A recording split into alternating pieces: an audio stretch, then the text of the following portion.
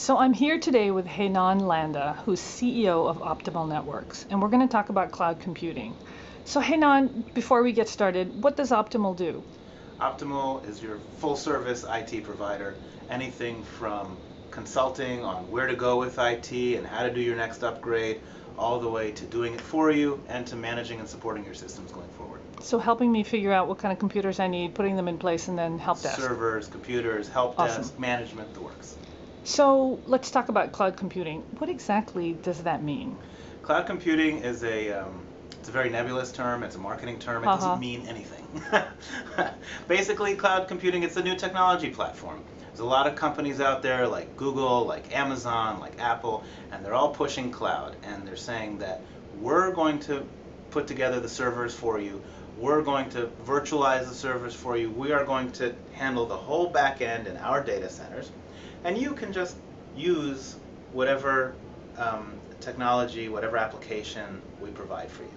So you have to really, and this is one thing we've been talking to our clients quite a bit about, you really have to pull apart the pieces from cloud, get away from the hype, and see, is it something that's going to work for you? So if my website is at a data center, am I in the cloud?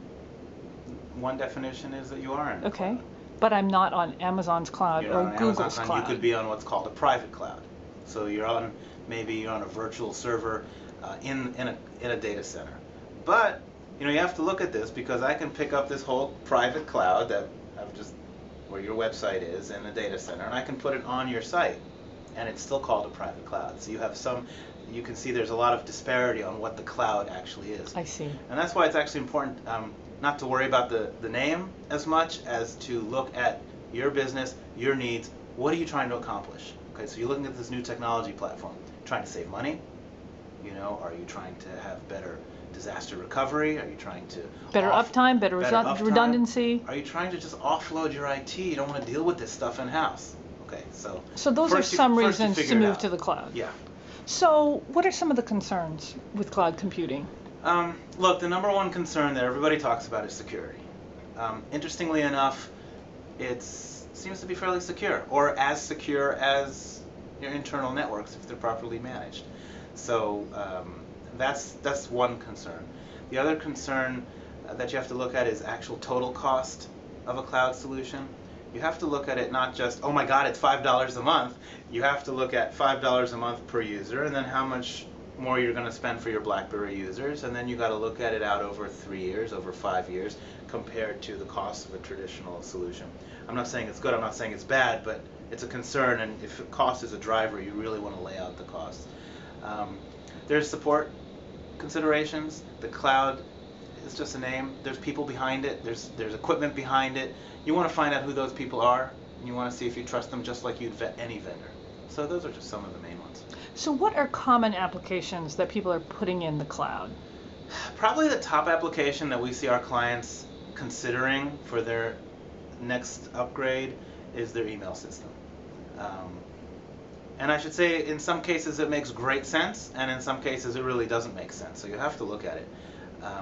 When does it make sense? It depends on the kind of email, what kind of email you're using, what kind of client you're using. Are you using Outlook? Are you comfortable getting off of Outlook? Who do you want to use? Who is that cloud provider?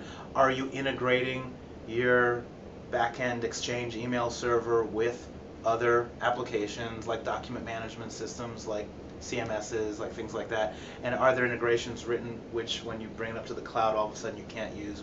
One of the things with these cloud scenarios, and you're talking about with email, it's almost always public cloud, which means that you have someone providing the service and trying to spread that cost among many, many different clients. One of the things you have to worry about is how plain vanilla of a solution have they constructed so that they can really take it across an entire disparate client base. Whereas you may have something very specific that you've written for your organization or that you've integrated, like with a document management system, for example, where to unravel that is going to cause you a lot of heartache and undo some of the business processes that make you successful. So it can go either way, but that's one of the key applications people are looking at. Actually, document management is something that we see going to the cloud. And that's actually going pretty quickly, because the cost consideration is huge. And paying a few dollars a month for document management systems is a lot preferable in many cases than building servers and maintaining them and paying all the software fees. So that's something that we see going into the cloud. So if I wanted to learn more, where would I go to learn more about cloud computing? Call me. All right. I'll help you. So That's one of the Optimal things can we help? do, and we've been helping our clients with kind of running down the list of what they're trying to do and seeing if it makes sense to move Great. anything to the cloud. Well, thanks so much. Thanks for watching the Matrix Minute. Don't forget to connect with us on our blog and social media. For more information, go to matrixgroup.net.